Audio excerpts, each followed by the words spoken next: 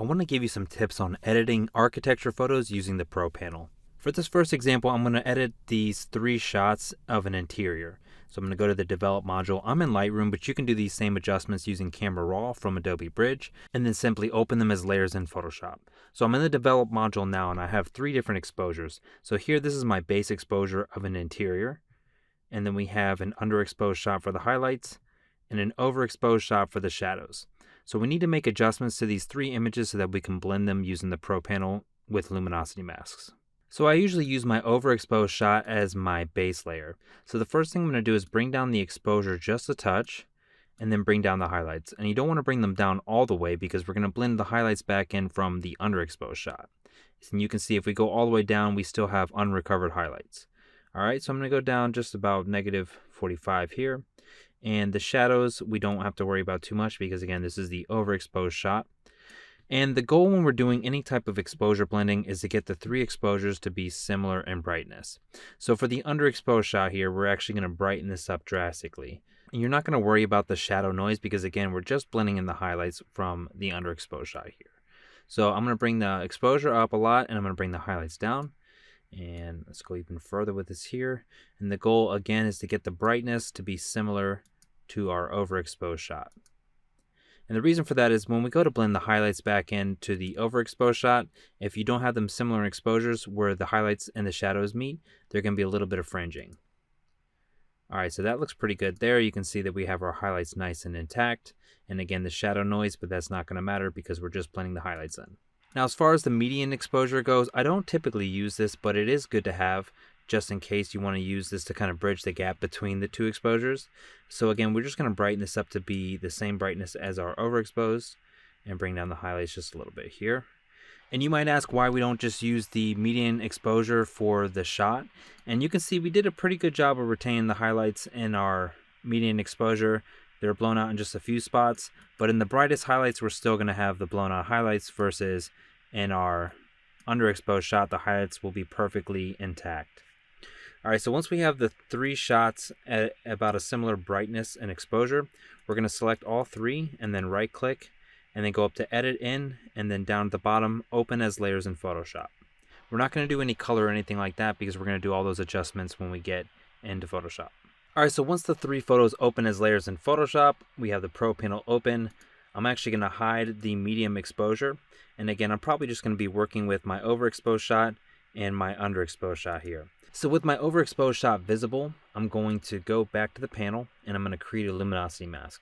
So a luminosity mask 1 is going to be too broad for this type of image. It's going to select the highlights in the entire image or more of the highlights.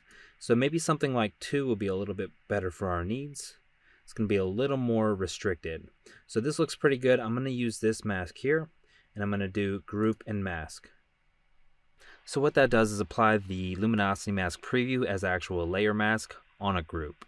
So if I show that, you can see this is our mask here and it's applied to the group. So whatever we drag into this group is only going to be revealed through that layer mask where it is white. In this case, that would be our highlights. So I'm going to take my underexposed shot and I'm going to drag that right into that group here. And you can see now, if I turn that off and on, that we just blended in just the highlights from the shot. So I can zoom in to check my work and you can see that we have the nice blended highlights back in here, in the lights, and also in the windows. And we don't have any of the shadows again with the shadow noise from the underexposed shot. We just have the highlights. So this looks really nice. And in this case, we don't even really need the median exposure shot. So this looks really nice here. I'm actually just going to delete that medium exposure and I'm going to stamp visible. So when you stamp visible or stamp up, that just takes everything that's visible and combines it and puts it onto one single layer. Now that we have this image combined with the 2 different exposures, we can click Camera Raw and open up Camera Raw and adjust this image as if it's one single file now. So we can brighten up the exposure or overall exposure to this now because we have our highlights again intact. And I can bring the highlights down, exposure up. If I hit P on the keyboard, you can see the before and after. And I might bring the blacks down just a touch and the whites up just a little bit to make it pop.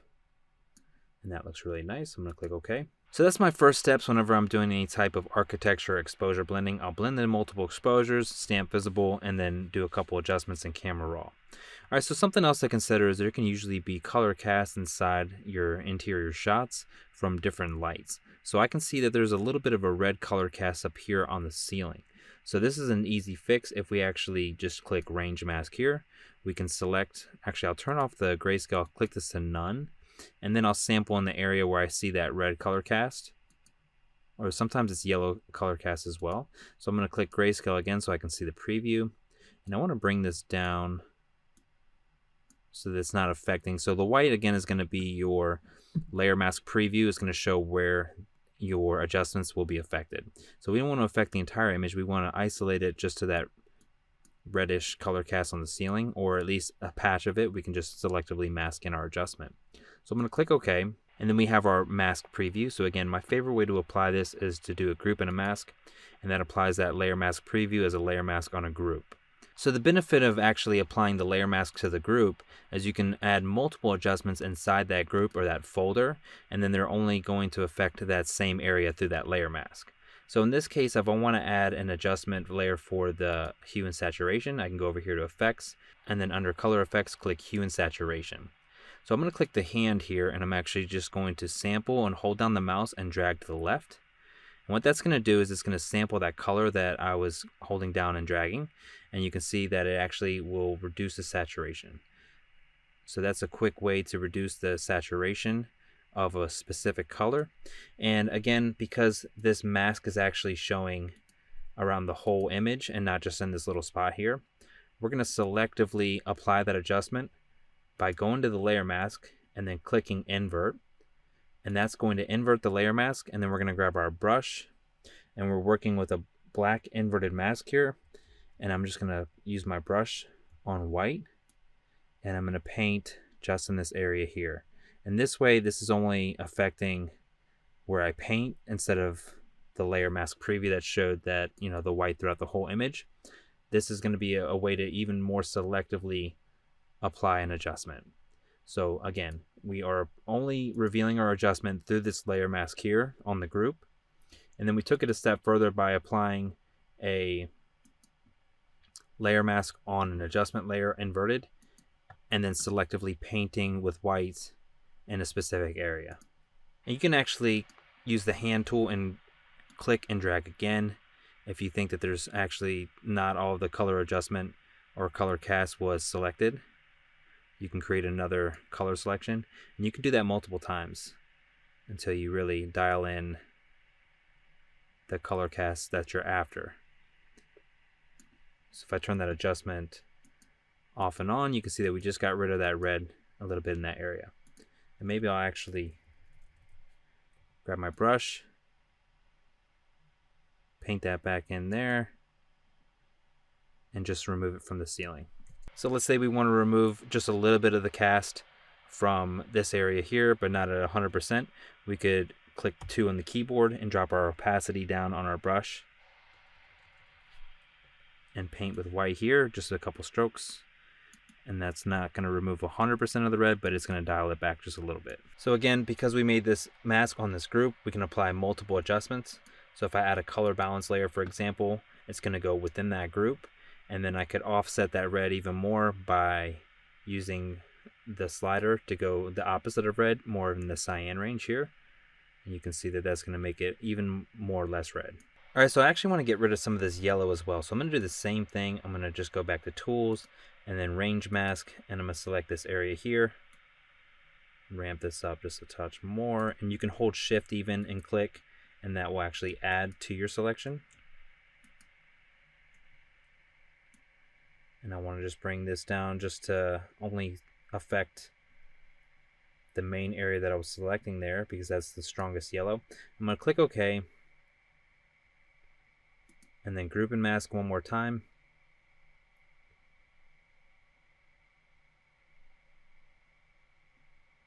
And then go to Effects, and then Hue and Saturation.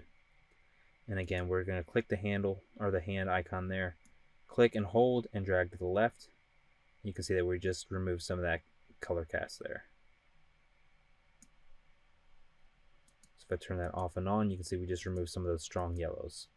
And you can even click on the layer mask itself and then paint with white if you want to add to that selection. Let's say that we missed a little bit of the yellow on the wall over here. We can start painting in white on that layer mask. And basically what we're doing is we're just adding to that. So I was just painting at 20% opacity. If I paint at like 30, you can see we're going to add even more. And basically what I'm doing is I'm just painting on this layer mask here, this layer mask for the group, and that's just adding to the selection where I'm painting. Alright, so now I'm going to go ahead and go to the top, and I'm going to stamp up one more time. And I'll apply the Lux filter, and that makes the image pop a nice little bit. You can see the effect there.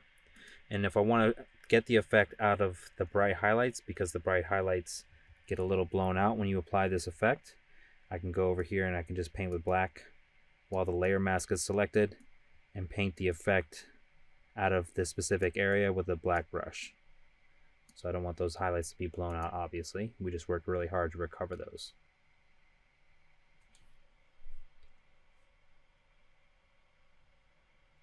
Alright, so something else that I really love to apply in my architecture images is a high pass sharpening filter. So I'm going to go over here, and then under filters I'm just going to click high pass. It's going to stamp a visible copy of everything and apply our high pass sharpening here. So by default this is going to be really strong. If I turn that off and on, you can see the effect here. So it does add a nice bit of detail to the image, but what I like to do is zoom in at 100% or more and then just dial back the opacity of the high pass sharpening layer a little bit there. You can see we added a nice little bit of detail to these nice textures, and then I zoomed in and then turned it down just a little bit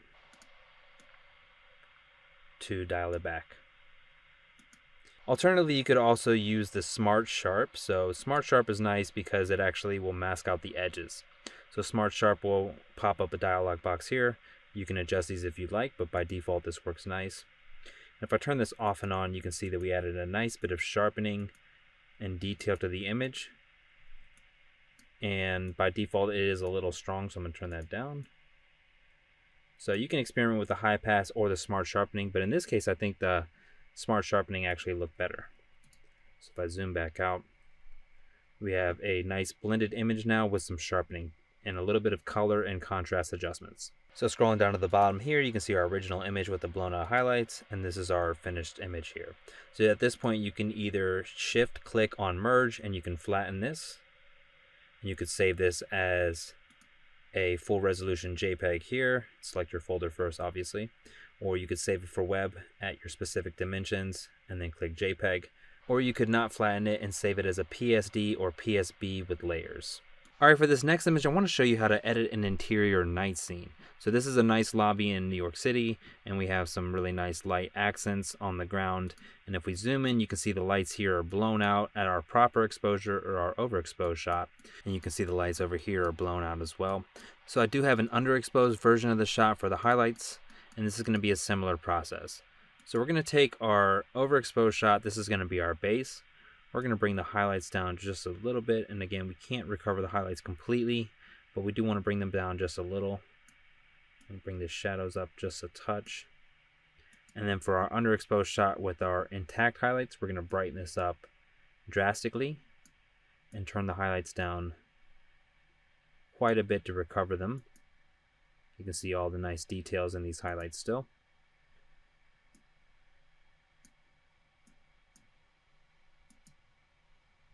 And the color looks a tad bit off on this. It's not going to matter a ton because again, we're just blending in the highlights, but even in the highlights you can see that there's a slight red color cast. So I am just going to adjust this just a little bit to be closer to our overexposed shot here. And this looks, slightly green, so we can make this a little bit more magenta. That looks good. Alright, so I'm going to take these two images. I'm going to select both by holding down Command or Control on a PC. I'm going to right click and then go Edit In and then Open as Layers in Photoshop. Alright, so once we have our two layers in Photoshop, you can see this is our underexposed shot that we brightened with our highlights. And then we have our base exposure here that's nice and clean in the shadows. So again, the shadows or the shadows noise and the underexposed shot isn't going to matter because we're just using the highlights. So we're going to go ahead and select our overexposed shot with the blown out highlights. We want to make sure that that is the shot that's visible when we create our mask previews. We're going to go to tools, and then we're going to do another lights to mask. And that looks pretty good. You can always refine this just a little by clicking refine, and then you can include more by adjusting the highlights or the midtones, or you can include less by moving the blacks to the right or the shadows, and then restricting the mask more. Again, wherever is white is what's going to be revealed through our layer mask. So that looks pretty good just by default. I just wanted to show you that, but I'm going to click OK, and I'm going to click group and mask. So instead of just applying that mask directly to our highlights layer, I like to do the group and mask again because we can put our highlights, we can drag our underexposed shot right into that folder here. And then we can selectively paint in what we want to include in this shot by adding an inverted layer mask. So if I hold down Shift and I click on our layer mask icon here, that just created an inverted mask on our underexposed shot. So now if I grab my brush, I can use white, so hit D on the keyboard for default colors. And I can zoom in, and I can just paint in the highlights exactly where I want them. And if you're not painting at 100%, like I'm at 30% here, then it'll take a few clicks. And that's really nice because in this way, you can layer in the highlights selectively. And that just eliminates kind of the HDR effect you get when you completely blend in the highlights sometimes, and the highlights look really flat. So I'll just paint a few times just to bring the highlights back. So that's really nice. Again, we're just revealing the highlights through this layer mask that we created and added to a group.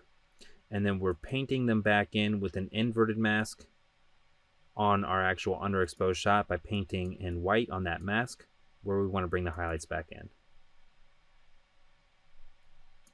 So whatever works for you, again, you can just drag that layer right into the group and then blend all of the highlights into the photo at 100%, or you can selectively paint the highlights in exactly where you want them so that you leave some highlights a little bit brighter in some areas of the photo. So again, it's just going to be your personal preference. But you can see that these highlights from our underexposed shot blend in really nicely back in with our overexposed shot, and just marry the properly or overexposed shot back with the underexposed shot perfectly. And I'm just panning around the image by holding down the space bar. And you'll see that little hand come up, and then you can drag around in the photo. So something like this, I can make my brush bigger with the bracket keys, left and right bracket, and I can just paint with a few big swoops, just like so.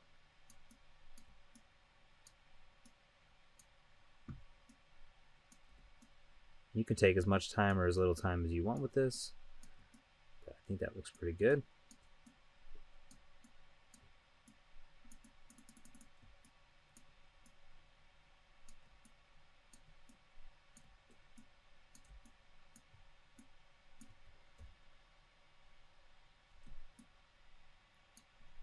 All right, now if I turn that off and on, you can see that group with our underexposed shot blended those highlights back in so nicely. And I did notice that there was a little bit of sensor dust here, so I'm going to go to the top layer. After I've done my exposure blending, I can click stamp up, and that just stamps those two layers together, or whatever is visible from those two layers. And I actually see some sensor dust up here, so let's use our filters and then our sensor dust filter, and that's going to make a little roadmap of all this sensor dust in the shot for us. So this usually works really well for outdoor shots, but because we can see the sensor dust in some of these brighter areas, it should give us a nice little map. All right, so again, this is just the map. We'll actually do the removal on the actual layer itself. So I'm going to go and I'm going to grab my spot healing brush here. And I'm going to zoom in. And whenever I'm doing any type of spot removal, I usually make my spot removal brush just a little bit bigger than the spot. And I'm just going to paint right over that spot, right over this spot. And I have it set to content aware fill, so it's just going to fill in content wherever I'm painting. So I just did that really quickly, but if I turn this off now, you can see that we just removed all of the spots from this area here. So I remember that there was, so I see some up here. So again, this map will show us where the spot is. And then I'll actually just paint the spot out on the actual layer with the spot heal. You can see it just fills it in with content, and it's like the spot was never there. Alright, so I got the spots from this area here, and then this one, I can see that there's one also right here, and also right here.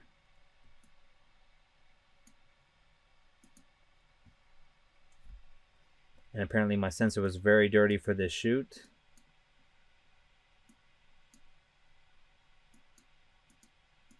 So you can, keep the sensor dust layer on while you're doing this, or you can turn it off and zoom in even further. I'm just doing this quickly to show you, but it's usually best to turn it off and on while you're doing this, just to make sure nothing funny is going on. And it's not creating something that looks worse than before you started.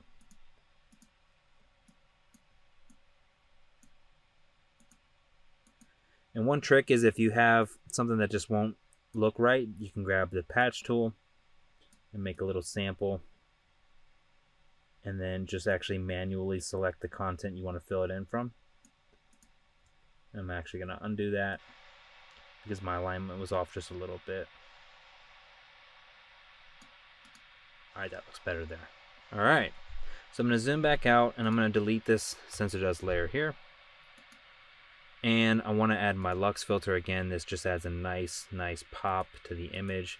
You can even actually drag your layer with the highlights over that Lux filter, and that way you prevent the highlights that you just painted back in from getting blown out from that contrast adjustment.